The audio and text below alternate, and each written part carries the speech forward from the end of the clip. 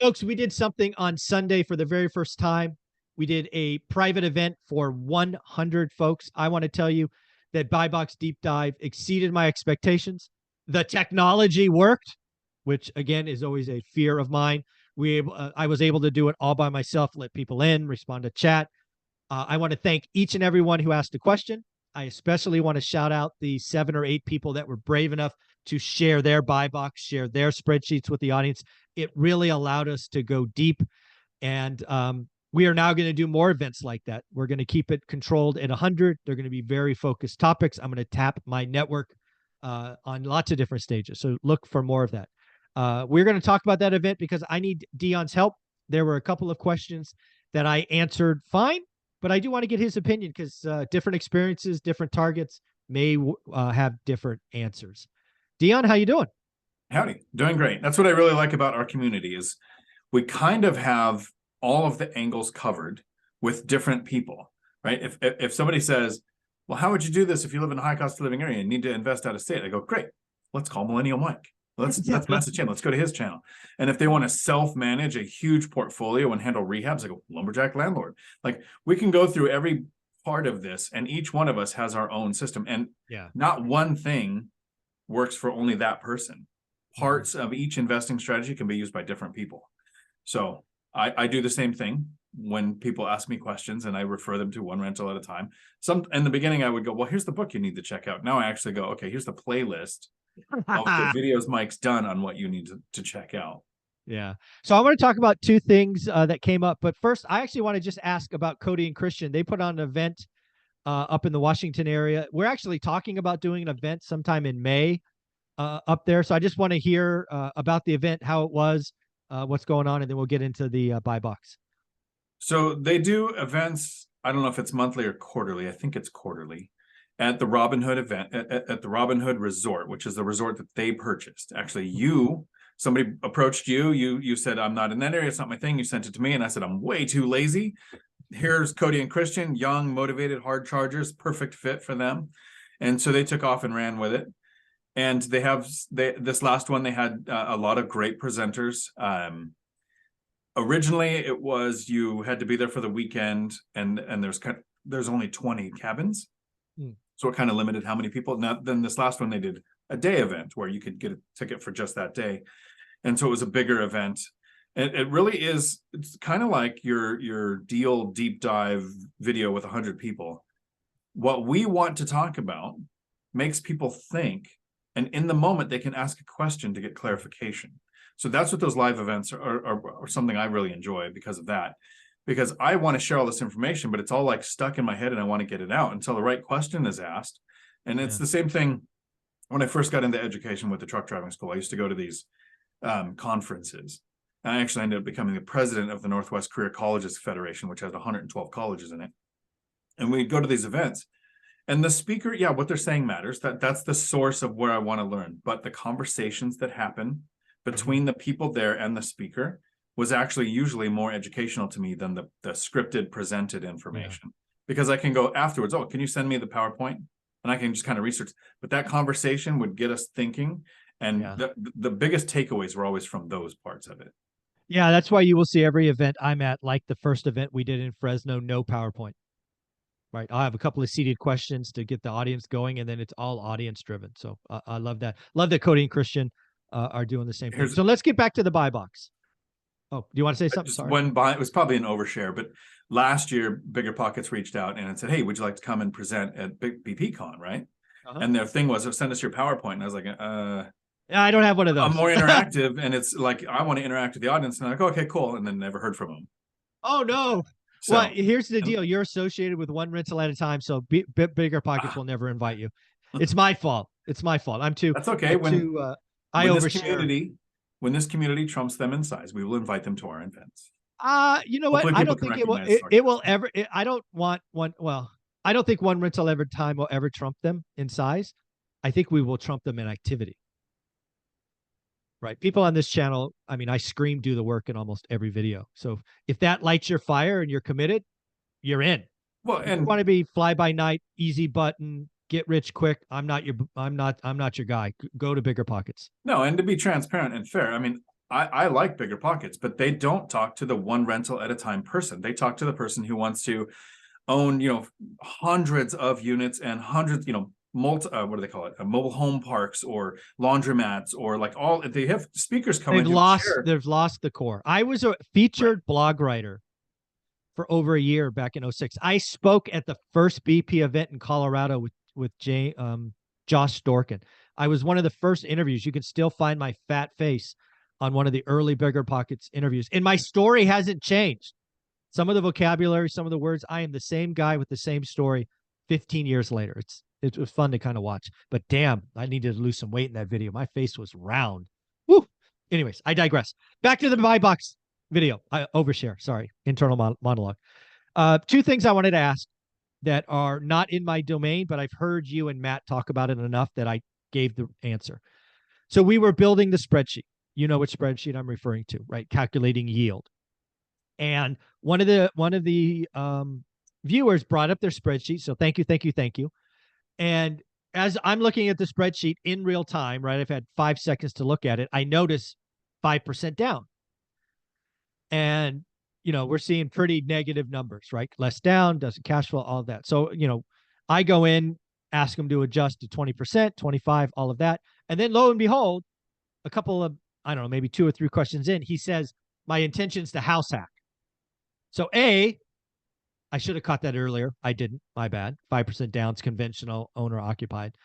But the question really boiled down to, is it okay to have a slightly negative number if you're house hacking? Now, I know in your case, you get paid to live there, but not everybody is in that situation. So I did my first house hack, right? So tell that story. That's what I told them, but tell that full story so they get the picture. Cool. So there's 2 things that I do when I run the numbers on a house hack, right? And the second one is easier to explain, but the first one always confuses everybody a little. Even though the person is going to put 5% down or 3.5% down or 0 down with the VA or first time buyer program if it comes out, right? I run the numbers like I did 20 or 25% down. Whatever I would do on an investment property currently. Oh, okay. I run the numbers like that's what I did, because I'm not trying to figure out what I'm going to make. I'm not trying to look at the cash flow. I'm trying to look at what would the yield be if this was an investment property. Because it's really easy to show an amazing yield if you do a 0 down VA loan and then make $1 that first year. Exactly. Right. But it's not worth owning a rental for that $1 in some, managing a tenant, managing a property manager. So I run the numbers like I did more down. And this actually kind of sparked a little bit of an argument with a person until I realized the miscommunication was, the more money you put down on a deal, the lower your yield becomes, but often the higher your cash flow becomes. And they kept arguing that, well, I keep going with a lower down payment and my yield gets bigger, and they were calling their cash flow their yield. Oh yeah, those are very different. Very different numbers, right? Yield, you have to look at how much it costs to acquire the asset. Yeah. And cash flow, you're just looking at, this is what profits left. The net. Not profit, net, right? So I'm looking at, you want to look at apples to apples with that larger down payment, even though you're going to do a smaller one. And second, take you out of the equation. Yeah. I run the numbers as if it's the year after I've moved out, because when I first moved into my first duplex, I was paying about $300 a month to live there. So $300. So in my world, just to translate to what we looked at on Sunday, that would be a negative number.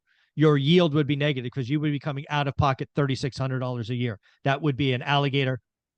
It would absolutely be an alligator, because it was $300 a month plus repairs, maintenance, and exactly, right. So it was a big negative number. Yep. But then I move out the next year, and it cash flows $800 a month after principal, interest, taxes, insurance, repairs, maintenance, and vacancy. Like now, that was about an 11% yield. No, if I had done a 20% down on that property. Got it. With closing costs, immediate repairs, and down payment. So good deal looked at through that lens of, if I did a bigger down payment, because the yield looks phenomenal. If I only did because I did a 5% down on that loan as an actual purchase, and it was the year after I moved out, then that 5% turns into like a 40% yield. But really, since I did, I run the numbers. So that's what the person should do is, what if you did a regular down payment? Because it's too easy to have a good yield with a low down payment. And take your savings out and look at, what if all of the units were rented And I do it at current rates. I don't project, okay, next you year I don't think it's going to project. be 5% more or whatever. Yeah. It's going to be flat. This is what rents are Perfect. going to be to run that. And I actually did that when I looked at buying this place.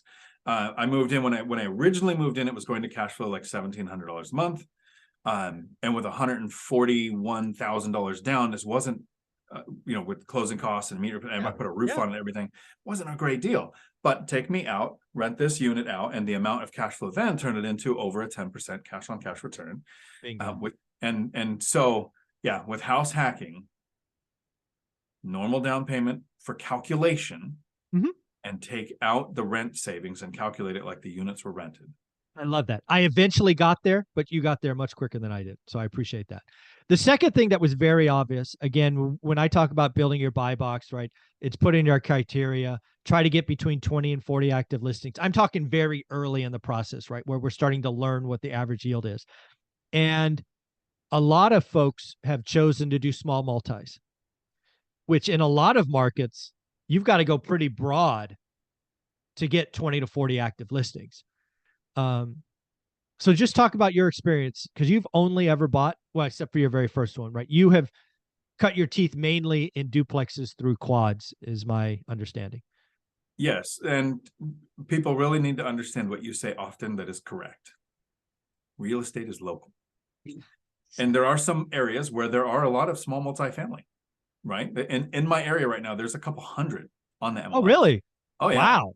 Ridiculously overpriced, stupid. But still, price. on the I look at I do my members only live streams every other Friday, and we pull up, when I don't have a guest on, we pull up my market or one of the guest markets, and I scroll and scroll, and I'm like, oh, well, look at this one. I scroll and scroll and scroll, and we look at this one, and there are some areas like one of my properties, one of my small multifamily is in an area of small multifamily properties. Right. So most people associate, when they think duplex, they think a street of duplexes. One of mine is in a situation like that. The rest, it goes house, house, house, house, fourplex, house, house, house, house. Right. This is the small multifamily in the across the street over there. There are some apartments, but it's like a half a mile away. That's across the street in Washington. So I love how you put it. Single family house, small multifamily house, multifamily. Which one has the best yield? That's the one you're going to look at. So when I started, I wanted to buy single family houses because I understood it. I owned one that I purchased before I was an investor, the house with the white picket fence to raise the kids in, right? Turned into a rental because I couldn't get rid of it. And then I went to start doing the house hacking thing by buying a house, living in it for a year, no shared living space. Figured I'd just rinse and repeat every couple of years, have 5 houses in 10 years. But they don't cash flow here. I still, a decade later, have not seen a single family house that would cash flow. So I switched to small multifamily. You are not going to see them on Redfin or Zillow or Realtor.com. They don't show up. They show up maybe 2 or 3 months later as pending or closed. The deals I've closed on showed up pending months later. So you need MLS access. You need multiple searches with agents set up, or you're not going to see them. You're going to say, oh, there's just nothing in our area. But how are you searching? Yeah, so I want to repeat that. I want to repeat that because we did pull up Realtor.com. Some of the students pulled that up. And again, what you're saying is don't rely on that. They're not there. They're just not there. Yeah. And again, one of the things that we kept repeating last Sunday, and if people get the video, they'll see this is your opportunity to network. This is your opportunity. Guess what? You need to call a few agents. And don't ever tell me you just have one. Have several. Right. But yeah, keep going. Sorry. So, and then the explanation with having multiple agents is make sure that they know, and they're not doing a bunch of work. They're not taking you and showing you a bunch of properties. They're just setting up an auto search that you then further filter. So there's a missed asset class when it comes to small multifamily that one of my properties I wouldn't have got if I didn't have this search set up as well. So most investors that start looking at, okay, so single families don't cash flow in my area, so I'm going to look for small multifamily. So they look for small multifamily, duplex, triplex, fourplex. Completely missing house with ADU. And we can't control how the listing agent is going to list it. It might be ADU, JADU, DADU, accessory dwelling unit, auxiliary dwelling unit, granny flat, mother-in-law house. Like, list all of those in your search, because I found a triplex that was listed as a single family house with an ADU. Wow. Either the house or the ADU is a duplex. One of them, I don't know which one's which, but there's a huge house and a duplex all on one property. So I have my triplex, which I wouldn't have found if I was searching small multifamily duplex, triplex, or fourplex because it was listed house with an ADU. And it actually wasn't, it was like what DADU, detached auxiliary dwelling unit was the description. Wow. And so I had to have all those what are colloquialisms. What is it referred to in your local area? Have that in your search to find that small multifamily. MLS access through multiple agents, every way of searching, and for that house with ADU. And don't limit yourself to one asset class or the other, because yield determines which one's the one to pursue. Absolutely right. And then the last question that just came to me that I'd love to get your opinion on. Let's say you get the course, you're doing the work. At what point would you give somebody permission to change their buy box? This is not something I prepped you for, but I'll let you take a shot at it. Fair enough. In the beginning, most people change their buy box a couple dozen times a day because the shiny object syndrome, and they want to chase 5 rabbits. And I totally get it. You hear somebody that was successful and you think, oh, and once you hear that success happened, that strategy seems easy. Hindsight is very clear. But do you have the resources? Do you have the bandwidth for that strategy? And does that strategy get you to your goal? When I hear somebody that goes, okay, Todd Baldwin worked for like a week. He kind of found a property to wholesale and he made $100,000 in 5 days. Like my brain goes, how do you do that? I want some of that. Some is good, more is better. Wholesaling is a job. Oh, yeah. No matter how good the wholesale is, it doesn't get me to my ultimate goal. I want income that comes in without me having to sell my life 1 hour at a time. And wholesaling is episodical. You stop working, the money stops coming in. Yeah. So I look at that's interesting. If somebody asks me about wholesaling, I go, okay, you should go talk to Todd. Yeah, go talk to Todd. Yeah, exactly. So narrowing down that strategy and avoiding the shiny object syndrome is a couple of things.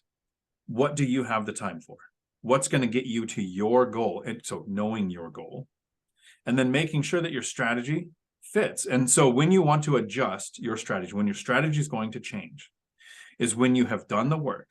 And this is, I'll steal right out of the one rental at a time playbook. 60 to 90 days to learn a market, to learn what is average.